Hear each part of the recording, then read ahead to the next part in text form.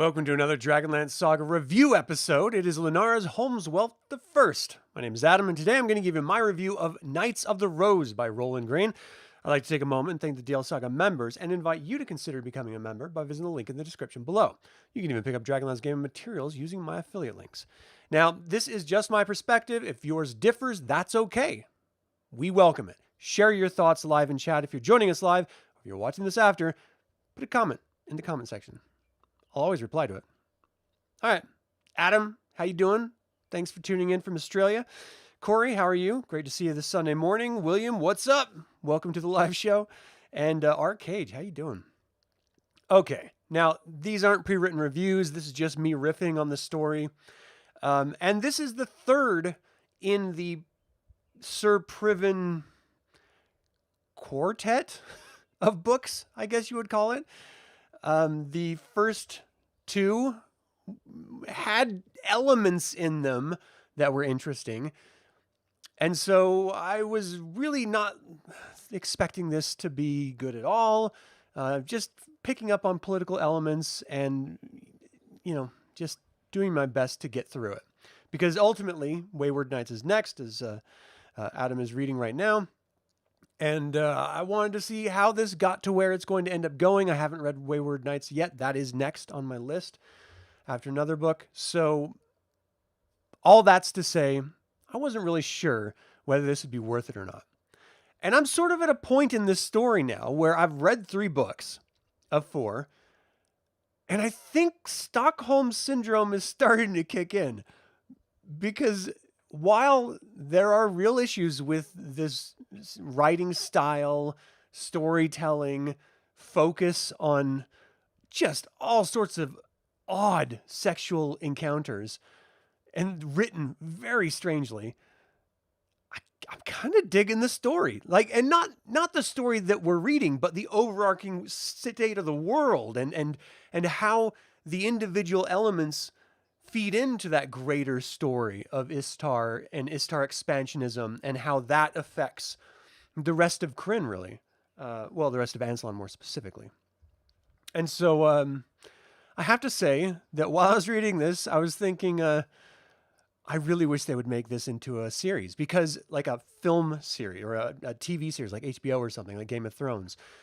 Because if you got the right writer on this, that could take all of the story that Roland Green has laid out and actually make the right connections with it and write intelligible love scenes and actually have characters say dialogue that makes logical sense, this would be amazing.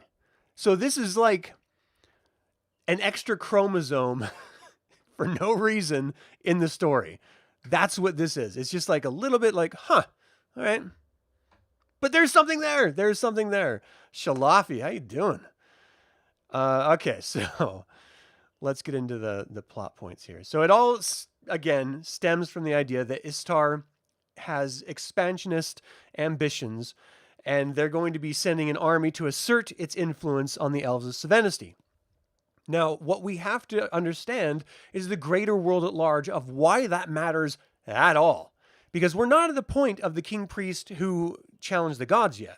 That's still probably 100 or so years away. Like, we're at a point where Istar has a solid foundation of being its own empire, which means Solamnia, for the most part, is kind of working for Istar as their military branch. But it's like this tacit agreement. They're not under the control. They're 2 separate nations.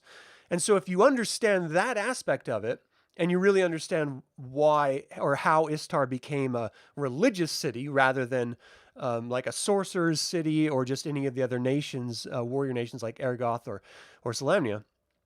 As long as you understand that, then you understand the implications that come out of it.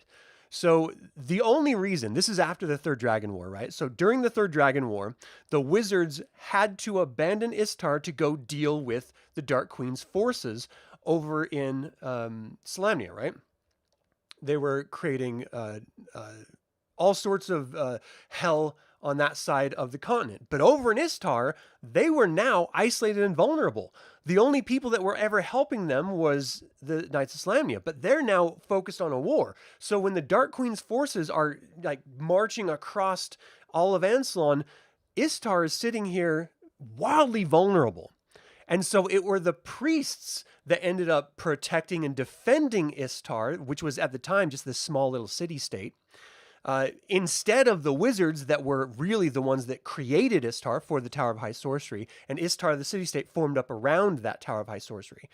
And so in the absence of the sorcerers that founded the city, because they were focusing on the greater war, the clerics stepped up and took control, defended the people. The people then championed them and put them in political control. That's how Istar came to be. And so the Knights of Solamnia seem to be a perfect fit because it's this religious city-state that needs protection. It's a religious order of knights that is built to protect, and you have this great marriage together, right? The problem is religion. As is the most obvious answer to every comment about any type of world history, our real world or Dragonlance's historical world. Religion is always the problem.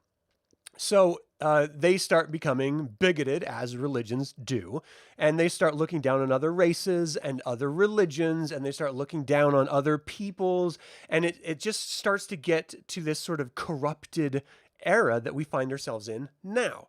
And so when Istar is expanding its borders and it's demanding taxation from the elves of Sylvanesty, who up until now have actually done everything that they've been asked to do and have been supporters of Istar, because of course they all follow the gods of good, Eli or Paladine, depending on who you're talking to. And so, like the schism of racial bigotry has sort of created this barrier between the two nations of Sylvanesty and Istar. Now, if Solamnia gets involved, who has a good relationship with Sylvanesty right now, then they're going to be taking the side of Istar, and that's going to create this massive war that they find themselves on the wrong side of because they see the threat of Istar. They understand the bigotry and hatred that Istar is pushing out there from the religious mouth of the church, that they don't want part of that. They see where it's heading, and they don't want to go down that path. So forever and ever, Knights of Solamnia are trying to be the diplomatic barrier between Istar and the rest of the world. That's where we enter this story, which is wildly fascinating for someone like me. So Sir Marad dispatches Sir Pirvan, I don't know why I keep saying Pirvan, Pirvan to go basically meet with the Sylvanesty at this border crossing, which is the citadel city called, I'm looking for my notes, Belthucas, right? And Belthucas is actually run by some half-elves, and it's a sort of little area, citadel area where all races are accepted and everyone is welcome. It's very different from the Sylvanesty to the south, and it's very different from Istar to the north, who are both bigoted in their own rights. But they're sort of stuck in the middle, but it's a great meeting point to have diplomatic interactions, right? So as Sir Pirvan is going toward there, he has to pass through what is now considered Kur. Now, this is where he runs across some desert barbarians, and he has to sort of deal with them trying to steal their horses, and then has this battle with them, wins their respect, and they join forces with Pirvan and his family in order to travel down south through the desert barbarians' Kurish lands. This is where I sort of misunderstand, or the author completely misunderstands, the geography in the region.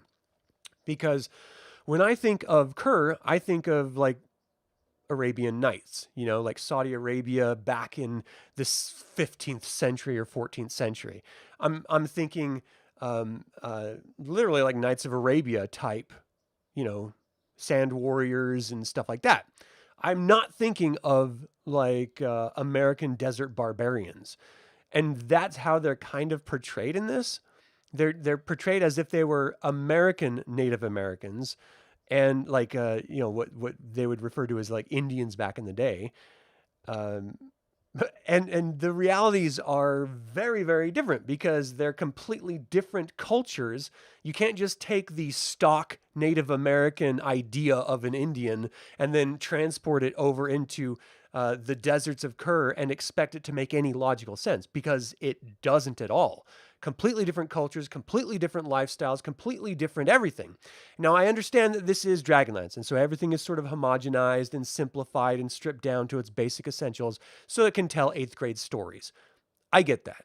But I just kind of wanted a little bit more from that, because the excitement for me as a fan, a grown ass adult, as a fan of Dragonlance, is the myriad of cultural norms that exists, and bigotries that exist and that are ultimately overcome, no matter the long, long thousands of years of history of hurts and betrayals.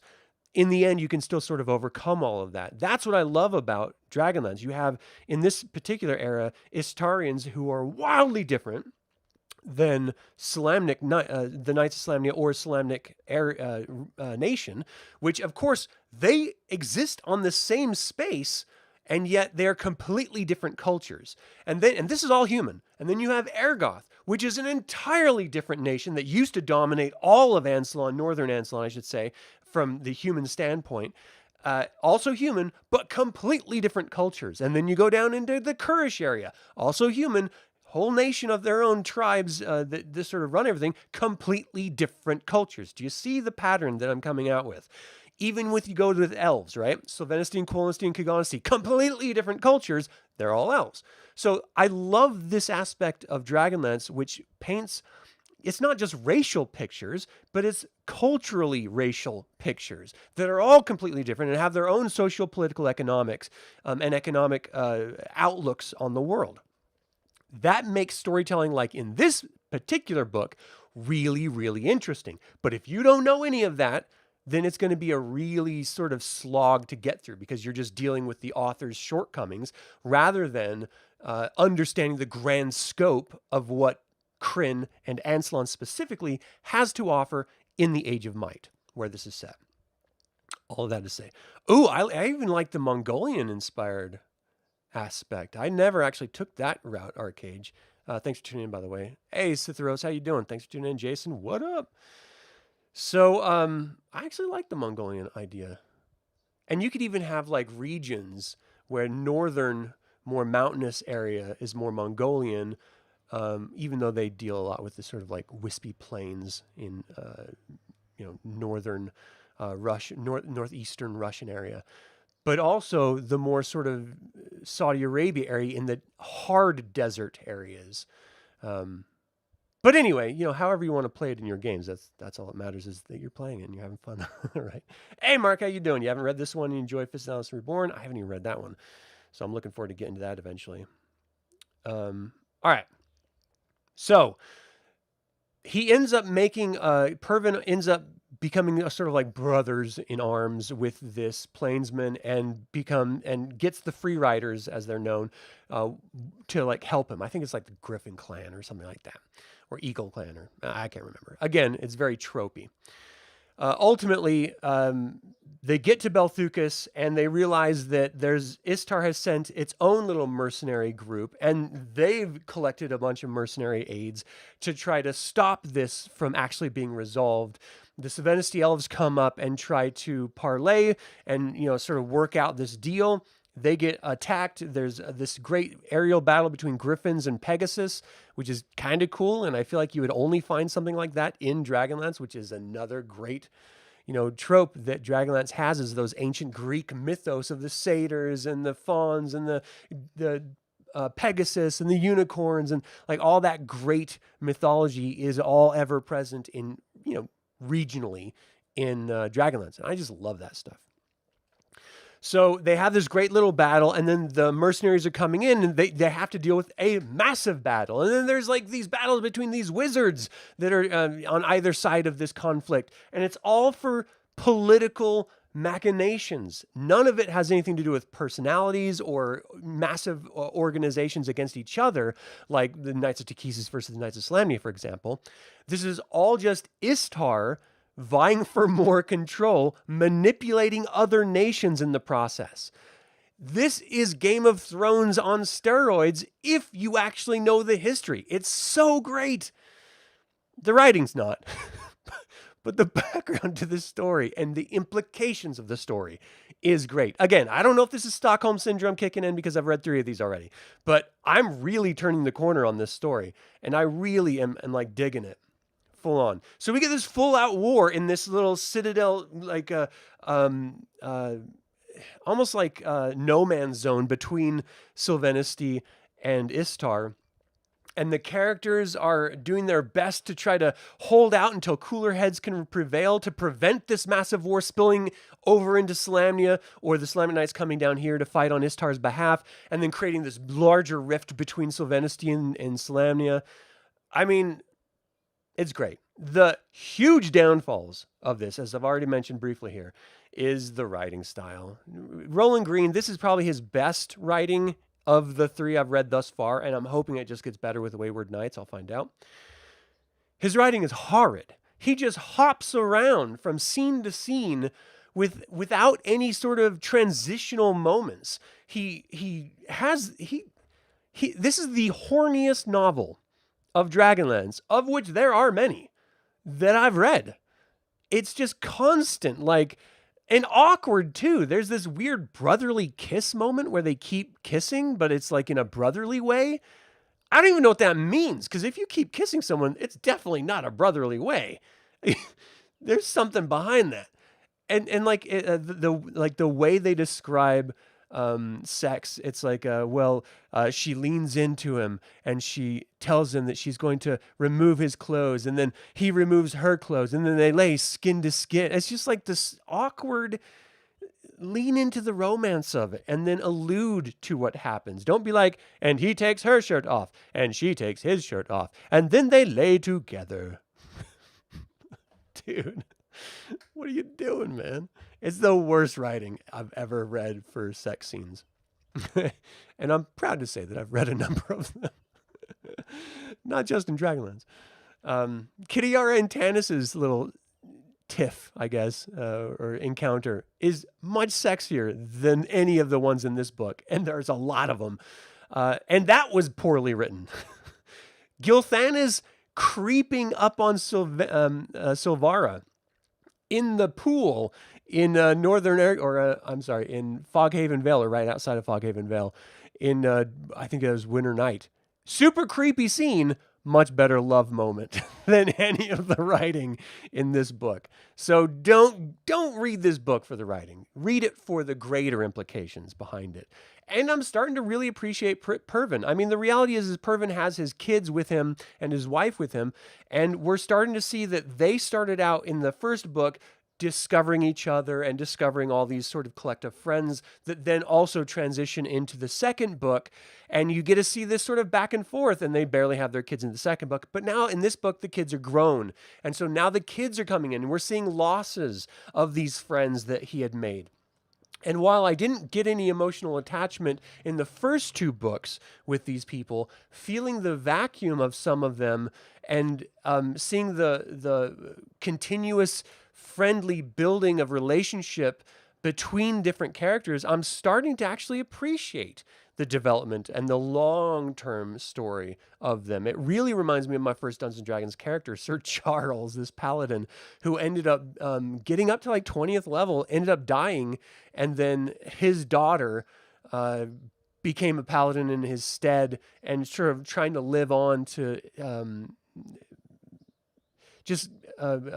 live in his, continue his legacy, I guess is what I'm trying to say. That's the vibe I'm getting from Pirvan's children, is that they're doing their best to sort of stake a name for themselves, get out from underneath Pirvan's shadow, but also live up to the legacy that Pirvan has ultimately built for them and the life that he's been able to give them. I mean, he started as a thief, into a Knight of the Crown, into a Knight of the Sword, and at the end of this, it's alluded to that he's going to ultimately become a Knight of the Rose, but again, massive writing failures, they leave that out of this book, even though it's called Knight of the Rose. The whole details regarding the political resolution in Istar, which culminated in the resignation of the Istarian commander, is left out, which is a huge part of this entire storyline. So why would you start this grand political diplomatic conflict and not resolve it with all of the parties involved in the book? It drives me nuts. And so we're sort of left on this unsatisfying conclusion, but it is a conclusion. And so at least we have that, I guess. I don't know. There's all sorts of stuff in this that sort of bugged me as well. They continue the misunderstanding that wizards cannot, or that wizards can heal, but they cannot heal in Dragonlance. They also keep referencing these ideas that certain spells are more challenging for different orders of the Wizards of High Sorcery to perform. Like a fireball is much more challenging for a red robe or white robe than it would be for a black robe.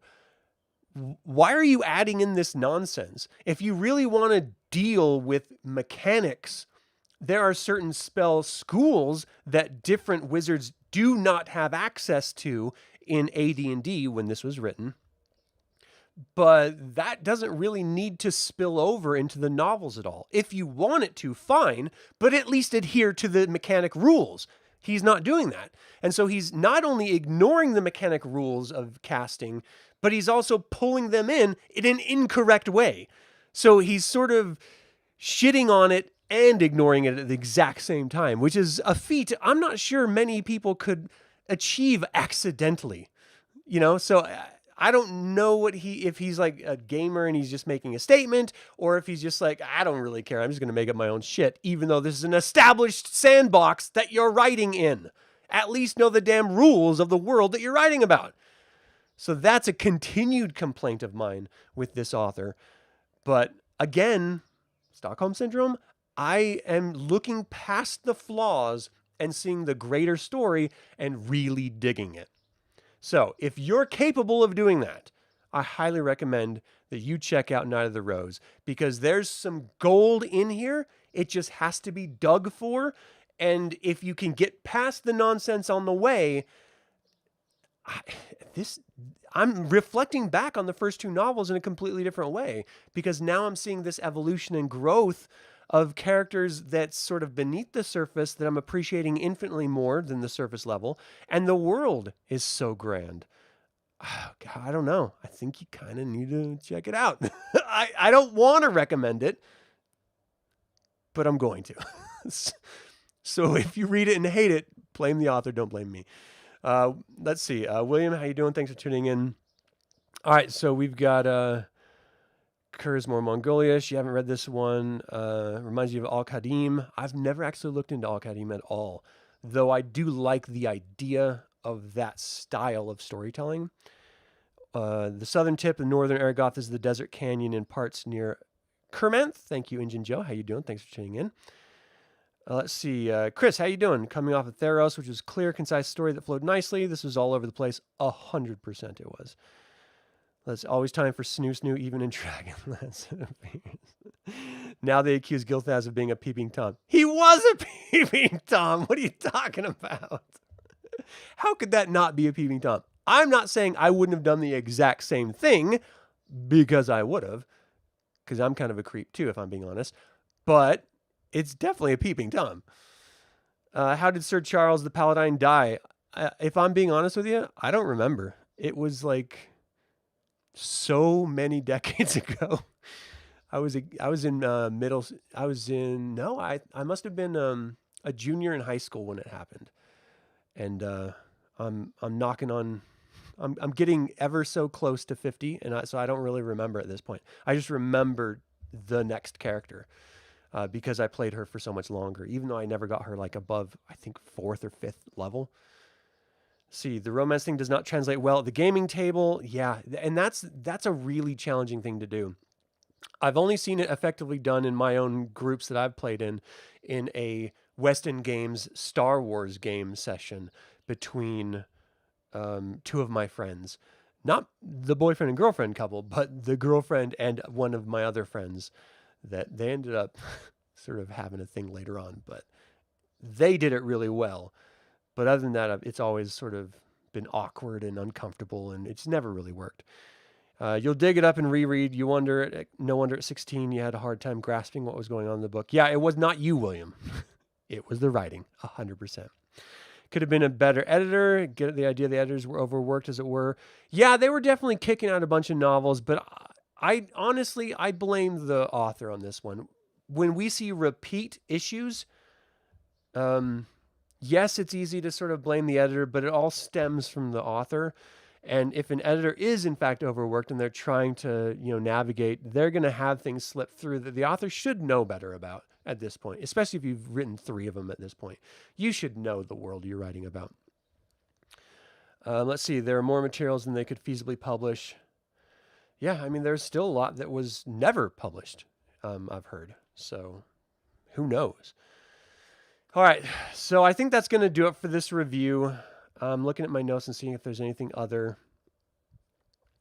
Romances among youngsters, titanic battles of the arcane arts between wizards, elven racial prejudices, political intrigues back in Istar.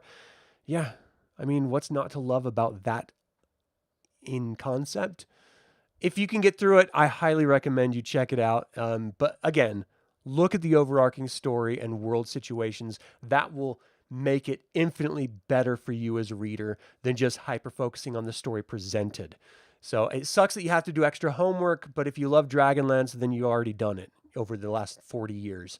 So definitely check it out if you have an opportunity. Fingers crossed Wayward Knights is much better conclusion to the Sir Pirvan story. Thank you all so very much for tuning in to this review of Roland Green's Knight of the Rose. That's going to do it. What did you think of the Istar expansionism and taxation storylines? Would you watch a political Game of Thrones styled story based on these books? And finally, do you think the author is getting better or worse? Leave a comment in the channel below, or you can always email me at info@dlsaga.com. I would like to take a moment and remind you to subscribe to this YouTube channel, ring the bell to get notified about upcoming videos, and click the like button. This all goes to help other Dragonlance fans learn about this channel and its content.